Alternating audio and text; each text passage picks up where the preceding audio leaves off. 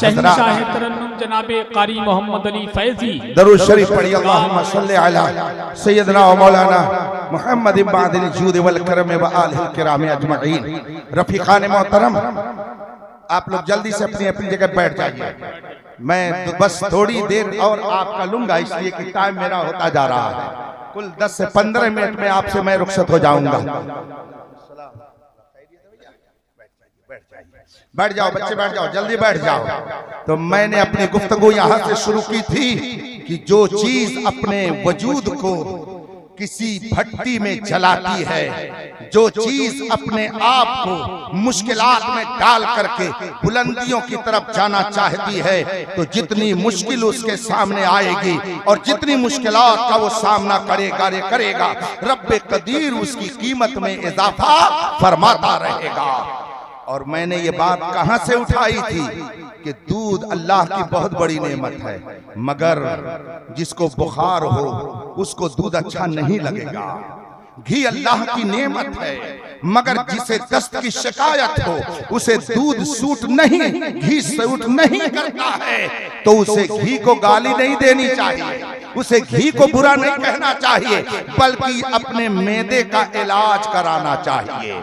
अगर बुखार है तो अपने बुखार का इलाज कराना चाहिए। कुरान करीम अल्लाह की तरफ से नाजिल किया हुआ नुस्खा शिफा है, ये हर बीमारी का इलाज है। ये बीमारी नहीं है बल्कि बीमारी का इलाज है। कुरान को पढ़ करके उमर जैसे दुश्मन इस्लाम मुस्तफा के वफादार बने हैं। कुरान को पढ़ करके न जाने कितने दुश्मनान इस्लाम ने इस्लाम के दामन में पनाह ली है। तो कुरान ये सबसे सीधी राह की हिदायत देने वाली किताब है। कुरान फितना और फसाद की किताब नहीं है, बल्कि खुदा की मार्फत कराने वाली। बेशक अलबत्ता जिनको बीमारी है तो बीमारी में होता क्या है जानते हैं? अच्छी चीज खराब लगती है और खराब चीज तो दूध खराब लगेगा और गोबर अच्छा लगेगा, घी खराब लगेगा मगर पेशाब अच्छा लगेगा। तो ऐसे लोगों को अपना इलाज कराना चाहिए, अपना इलाज कराना चाहिए। कुरान पर नुक्ताचीनी समझ रहे हैं कि नहीं समझ रहे? समझ के समझ को समझो। समझना भी एक समझ है। समझ करके जो ना समझे, मगर मैं आप लोगों को ना समझ नहीं कहूंगा। आप लोग कभी ना समझ नहीं, मोमिन कभी ना समझ हो ही नहीं सकता। ये याद रखिए। कोई आपको लाख कहे ये जाहिल की पार्टी है, कोई लाख कहे सब जाहिल कौम है। जब कभी इल्म से मुकाबला होता है तब पता चलता है। मुल्ला हसन जैसी मुश्किल किताब ये पढ़ा करके पानी पानी करें, बैजावी जैसी मुश्किल किताब ये पढ़ा करके लोगों के मसाइल हल करें, शरे जामी जैसी ग्रामर की मुश्किल किताब ये पढ़ा करके तलबा को इल्म के जेवर से आरास्ता करें, यूरोप और अफ्रीका में पैदा होने वाले मसाइल का हल ये पेश करें। इस्लाम के ऊपर कोई हमला हो उसका जवाब देने के लिए हमेशा ये तैयार रहे। और कहते हैं कुछ लोग ये लोग पढ़े लिखे नहीं होते हैं, ये मुसलमान, ये जाहिल कौम है। ये आपका अपना मेयार है। जाहिल वो है जिसने अपने खालिक को नहीं पहचाना, जाहिल वो है जिसने अपने परवरदिगार को नहीं पहचाना, जाहिल वो है कि जिसने अपने मोहसिन को नहीं जाना। अल्हम्दुलिल्लाह हमारे घर का बच्चा भी जानता है हमारा मालिक एक है, हमारा खालिक एक है। हमारे घर का बच्चा भी जानता है वही इबादत है। और हमारे घर का ये बच्चा कहता है या रसूल अल्लाह, ये कायनात अगर बनी है आपके सदक़े में, खुदा को हमने पहचाना है आपके सदक़े में, तो एक जान क्या है? अगर हो करोड़ों तेरे नाम पे सबको वारा। सुभान अल्लाह, सुभान अल्लाह। जिसे अपने मालिक की पहचान हो जाए, जिसे अपने मोहसिन की मार्फत हासिल हो जाए, वो जाहिल नहीं होता है, वो बेइल्म नहीं होता है, वो बेशऊर नहीं होता है, बल्कि खुदा के करम से वो मार्फत रखता है। ये जितने लोग बैठे हुए हैं ये आपको बेइल्म दिख रहे हैं, ये जाहिल दिख रहे हैं, ये ओल्ड मैन दिख रहे हैं, मगर हमारा नौजवान क्या कहता है? अरे दुनिया कहां से कहां चली गई।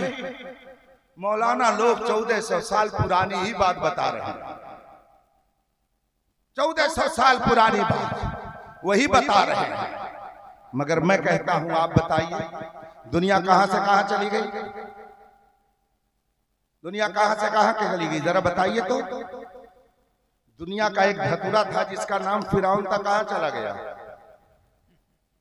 एक बहुत बड़ा और धतूरा था नमरूद, कहां चला गया? एक बहुत बड़ा और डिक्टेटर था अबू जहल, कहां चला गया? अबू लहब कहां चले गए? अबू लहब के साथी कहां चले गए? उतबा और शैबा कहां चले गए? कारून कहां चला गया? शद्दाद कहां चला गया? आप कहते हो कि दुनिया बहुत आगे बढ़ गई, मौलाना लोग 1400 साल पुरानी बातें कह रहे हैं। बताइए दुनिया कहां से कहां चली गई? ये जिनका मैंने नाम लिया इसमें से कोई बादशाह था, कोई अपने आप को खुदा कहलवाता था, कोई बहुत बड़ा महाजन था, कोई बहुत बड़ा कारून बन करके दुनिया वालों को अपनी दौलत के लिए दावत नजारा देता था। ये कहां चले गए? इनका वजूद मिट गया, इनको जमीन खा गई, इनका नामो निशान मिट गया। मगर मेरे मुस्तफा के वफादार गौसे आजम कल भी जिंदा थे, आज भी जिंदा हैं। ख्वाजा गरीब नवाज कल भी जिंदा थे, आज भी जिंदा है। मखदूम अशरफ कल भी जिंदा थे, आज भी जिंदा है। इमाम अहमद रजा कल भी जिंदा थे और आज भी जिंदा है। और मेरे ताजुल शरिया कल भी जिंदा थे और आज। नारे तकबीर, नारे रिसालत, फैज़ाने गौसे आज़म, मसलके आला हज़रत, फैज़ाने सरकार ताजुल शरिया। हजरात, फितनों के इस दौर में जबकि चारों तरफ से आपके ऊपर हमला है, और हमला सिर्फ जानी का हमला नहीं है। यहां तो लोगों का हाल यह है कि अगर कोई आदमी मर जाता है तो वावेला मचाते हैं, अरे फला मर गया, फला को मार डाला गया। मरने के लिए है तो हम आए हुए, हम यहां पर हमेशा रहने के लिए नहीं आए, हम मरने के लिए आए। लेकिन आए क्यों? अल्लाह ने जबान क्यों दी? अल्लाह ने आंख क्यों दी? अल्लाह ने हाथ पैर क्यों दिया? अल्लाह ने जान क्यों दी? इसका पता मेरे रजा ने दिया है और फरमाया है दहन में जबान तुम्हारे लिए, बदन में है जान तुम्हारे लिए। हम आए यहाँ तुम्हारे लिए, उठे भी वहाँ। तो हम यहाँ रहने के लिए नहीं आए हैं, हम अपने नबी की अजमत का परचम लहराने के लिए आए हैं। हम कुरान की अजमत को उजागर करने के लिए आए हैं। हम बंदे को खुदा से मिलाने के लिए आए हैं, जुल्म बर्बरियत के खात्मे के लिए आए हैं, कुरान का प्यारा पैगाम लोगों तक पहुंचाने के लिए। ये कुरान जिसको अपने सीने में महफूज कर लिया, और उनकी उम्र क्या है वो तो नहीं मुझे मालूम, अभी जब स्टेज पर आएंगे तो पता चलेगा। लेकिन अभी जुमेरात को मैं गया उड़ीसा, तो वहां पर भी कुछ हुफ़ाज़, कुछ कुर्रा, कुछ उलमा की दस्तारबंदी थी। तो उसमें एक नन्हे हाफिज को लाया गया, पता चला कि इसने 3 महीने में पूरा कुरान सीने में महफूज कर लिया। पूरा कुरान 3 महीने में सीने के अंदर उसने महफूज कर लिया। आप समझते हैं कि ये सिर्फ उस्ताद और शागिर्द की मेहनत का नतीजा है? नहीं, ये खुदा का इंतखाब है, ये खुदा का इंतखाब है। खुदा जिसको मुंतखब कर लेता है उसी के सीने को कुरान का जुज़दान बना दिया करता है। सदरुल फादिल अल्लामा सैयद नईमुद्दीन मुरादाबादी रहमतुल्लाह अलैह का नाम आप लोगों ने सुना होगा, और नहीं सुना है तो ये अफसोस की बात है। अपने बुजुर्गों का नाम याद रखिए, अपने उलमा के नाम याद रखिए, अपने मजहबी पेशवाओं का नाम याद रखिए। अगर आपसे कोई पूछ रहे इस वक्त हम सुन्नियों के सबसे बड़े आलिम का क्या नाम है, तो शायद 90% लोग हों जो न बता पाए। लेकिन अगर इनसे पूछ लीजिए कि सबसे बेहतरीन क्रिकेटर कौन है, सबसे बेहतरीन बॉलर कौन है, तो ये जरूर बता देंगे। तो जब बॉलर होंगे तो बाल ही की तरह इधर उधर लुढ़काए जाएंगे, फिर रोइएगा नहीं कि इधर से उधर लुढ़काए जा रहे हैं। ये हमारे करतूत ही का नतीजा है। इसलिए अपने असलाफ का नाम याद रखिए, अपने बुजुर्गों का नाम याद रखिए, अपने अकाबिर का नाम याद रखिए। अगर कोई आपसे पूछे कि आपका मरकज क्या है तो आपको सोचने की जरूरत न पड़े, आप फर्ज से कह दीजिए हम अहले सुन्नत का मरकज बरेली शरीफ है। अगर कोई आपसे पूछे आपके इदारे के बड़े, आपके इलाके के बड़े बड़े मदरसे कौन है, आप फर्ज से बता दीजिए। दारुल उलूम फैजुल रसूल फराव शरीफ है, दारुल उलूम अलीमिया जमदा शाही है, फला फला ये दारे हैं। आपसे कोई पूछे मोतबर मशाइख कौन है तो आप उनका नाम ज़बान ज़द रखिए, और आपकी आंख अगर बंद हो तब भी आप बता दीजिए ये हमारे मशाइख हैं। अगर आपने अपने बच्चों को अपने असलाफ से जोड़ रखा है तो इंशाअल्लाह उनकी बरकतों से आपके बच्चों के ईमान की सलामत। नारे तकबीर, नारे रिसालत, सदुल्लाह फाजिल अल्लामा सदुल्लाह फाजिल सैयद नईमुद्दीन मुरादाबादी रहमतुल्लाह ताला अलैह का कहीं मुनाजरा हो रहा था। ये आला हजरत के बहुत ही करीबी खलीफा थे, बहुत चहेते खलीफा थे, बहुत बड़े दानिश्वर थे, बहुत ज्यादा इल्म और हिकमत के मालिक थे और मुनाजराना शान रखते थे। किसी से आपका मुनाजरा हो रहा था, उस मुनाजरे में सामने वाले ने कह दिया मौलाना आप क्या बात करते हो, आपका कुरान बहुत हल्का फुल्का है, बहुत हल्का फुल्का है, उसका कोई वजन नहीं है, उसकी कोई हैसियत नहीं है, वो बहुत बेवजन किताब है। हजरत ने फरमाया कैसे? कहा देखिए वो इतनी आसान, इतनी आसान, इतनी बेवजन किताब है कि मैंने भी 7 पारा हिफ्ज कर लिया और 7 पारा मैंने कुरान का याद कर लिया। अगर आसान किताब ना होती, बहुत बेवजन किताब ना होती, हल्की किताब ना होती तो मैं कैसे उसको याद कर लेता, जबकि मैं कुरान को मानता नहीं हूँ, मगर मैंने 7 पारा याद कर लिया। इसका मतलब ये बहुत ही हल्की फुल्की किताब है। हमारी किताब बहुत वजनी है, इसलिए आप लोग इसको नहीं उठा पाएंगे। हमारी किताब वजनी है। हुजूर सदुल्लाह फाजिल भी मुनाजिर थे। मुनाजिर जो दाव पेच जानता है वो दूसरे लोग नहीं जानते हैं। अलबत्ता जाहिलों के सामने वो कैसी ही बकवास करते रहे। आपने भी देखा होगा, किसी ने कहा मैं 150 मुनाजरा करके आया हूँ, मगर पता चला जाहिल मुतलक था और लोगों को गुमराह कर रहा था। ऐसे जाहिलों से अल्लाह हमारी हिफाजत फरमाए। हुजूर सदुल्लाह फाजिल ने कहा क्या फरमाया आपने? कहा आपका कुरान बहुत हल्का, मेरी किताब बहुत वजनी है। आप मेरी किताब का एक सफा भी नहीं याद कर पाएंगे और आपकी किताब का मैंने 7 पारा याद कर लिया। हुजूर सदुल्लाह फाजिल अलैहि रहमत व रिज़वान ने फरमाया अरे जनाब आपने गौर नहीं किया, आपने गौर नहीं किया, मेरी किताब बहुत पावरफुल है, बहुत ताकतवर है और आपकी किताब बहुत कमजोर है। कहा वो कैसे? कहा कि देखिए दुश्मन के घर पे कब्जा कौन कर सकता है? कमजोर आदमी की ताकतवर आदमी, कमजोर आदमी की पावरफुल आदमी। देखिए आप मेरे कुरान को नहीं मानते हैं, मेरे कुरान के आप मुखालिफ हैं, मगर मेरे कुरान का पावर देखिए कि दुश्मन के घर में बैठ गया है। और ये आपकी किताब की कमजोरी है, अपने घर में भी उसे जगह। नारे तकबीर, नारे रिसालत, अज़मते कुरान, मसलके आला हज़रत। वाह वाह वाह, बहुत अच्छा, क्या पक्के सुन्नी बन के रहिए। फख्र कीजिए इस पर कि हमारा रिश्ता इमाम आजम से मिलता। फख्र कीजिए इस पर कि हमारे हाथों में सैयदना इमाम आजम का दामन है।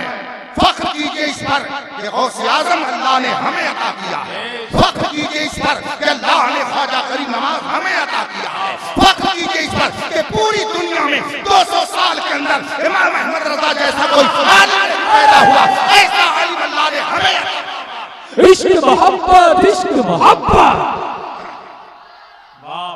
पक्के सुन्नी बन के रहिए और जितने बातिल फिरके हैं उनसे अपनी हिफाजत कीजिए। और हिफाजत का बस एक ही तरीका है, एक ही तरीका है।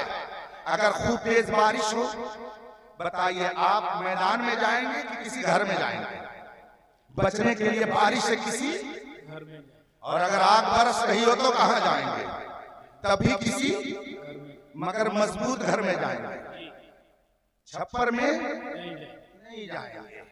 तो जितना भयानक फितना हो उतने ही मजबूत घर तलाश करना चाहिए। इस जमाने में बहुत सारे फितने हैं और बहुत भयानक फितने हैं। सूना जंगल, रात अंधेरी, छाई बदली काली है, सोने वालों जागते रहियो, चोरों की। हाँ, फितरे बहुत सख्त हैं। इन फितरों से बचने के लिए मकान भी बहुत मजबूत होना चाहिए, और उस मजबूत मकान का नाम मसलके आला हजरत है। मसलके आला हजरत से ज्यादा मजबूत मकान नहीं मिलेगा। देख नहीं रहे हैं कि कोई 1400 साल की सच्चाई को झुठला रहा है और हदीस गढ़ करके कौम को गुमराह कर रहा है। कोई कुफरी स्टेज पर बक रहा है, कोई हजरत आयशा की गुस्ताखी कर रहा है, कोई इमाम हुसैन की गुस्ताखी कर रहा है, कोई सैयद अकबर की गुस्ताखी कर रहा है। मगर अल्हम्दुलिल्लाह अहले सुन्नत का है बेड़ा। साहबे हुजूर नज्म है और नाव है इतरत रसूलुल्लाह। अल्लाह तबारक व तआला हमें एक और नेक बनकर रहने की तौफीक अता फरमाए। मैं अपने नौजवानों से कहूंगा, इस वक्त सोशल मीडिया आपके ईमान को बर्बाद करने के लिए बहुत पिटंट तहरीक चला रहा है। यहूदो नसारा और उनके दुमशल्ले आए दिन इस्लाम के खिलाफ, सहाबा के खिलाफ, कुरान के खिलाफ, हदीस के खिलाफ बकवासें कर रहे हैं और दाढ़ी टोपी में आकर के सोशल मीडिया के जरिए आपके ईमान को बर्बाद करने में लगे हुए हैं। इसलिए आप आंख कान बंद कर लीजिएगा और इन फितनों के सिलसिले में कहिएगा हमको मत समझाओ, हमें नहीं सुनना है। हमें हमारे असलाफ ने जो अकीदा दिया है उसी पर मजबूती से कायम रहने दो। अगर आपने इसी पर अमल किया तो इंशाअल्लाह यहाँ भी बाइज्जत रहेंगे और अल्लाह तबारक व तआला अपने हबीब के सदक़े में आपकी शिरकत को कबूल फरमाए। नमाज पढ़िए, सुन्नी बन के रहिए, बुजुर्गों की मुखालफत मत कीजिए, सहाबा और अहले बैत की गुस्ताखी मत कीजिए, और जो अहले बैत की मोहब्बत का नाम लेकर के सहाबा से दूर कर रहे हैं ऐसे कीड़े मकोड़ों से अपनी हिफाजत कीजिए। बेइतदाली की राह पर मत चलिए। हम चाहे हो चाहे कोई हो, जुब्बा साफा में जो नजर आए कोई जरूरी नहीं है कि वो साहिब ईमान ही हो। ये जो तुमको बुलाता है ये ठग है, मार ही रखेगा, याद रखिएगा। चमकता जो नजर आए वो सब सोना नहीं होता। अगर दुनिया में रहना है तो कुछ पहचान पैदा कर। मसलके आला हजरत पर कायम रहिए, नमाज की पाबंदी कीजिए, कुरान की तिलावत कीजिए, आपस में मिलजुल करके रहिए, झगड़े फसाद से दूर रहिए, दरूद पाक की कसरत कीजिए और फितनों की इस दौर में, दज्जाली जमाने में अपनी हिफाजत के लिए रसूल पाक का दिया हुआ नुस्खा याद कर लीजिए और उसी का विर्द करते रहिए। हदीस पाक में फरमाया गया है कि दज्जाल का फितरा बहुत सख्त होगा, उससे बचना बहुत मुश्किल होगा।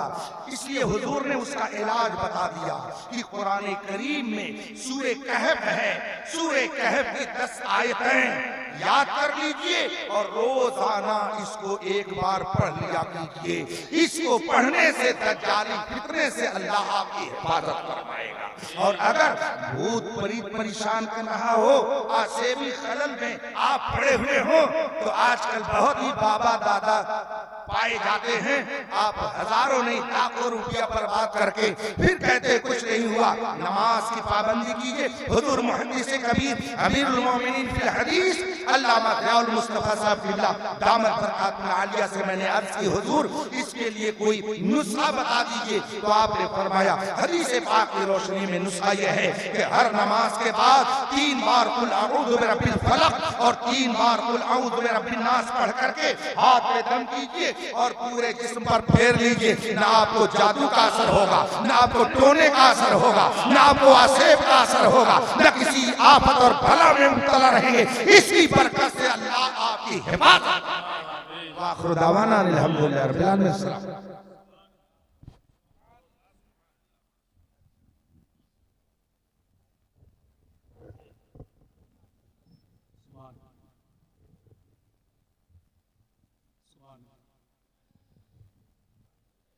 तारुफ अपने मसलक का कराना भी जरूरी है, जरा अपने ताल्लुक से बताना भी जरूरी है कि तारुफ अपने मसलक का कराना भी जरूरी है, जरा अपने ताल्लुक से बताना भी जरूरी है। उड़ीसा के मुजाहिद से कोई पूछा तो यूं बोले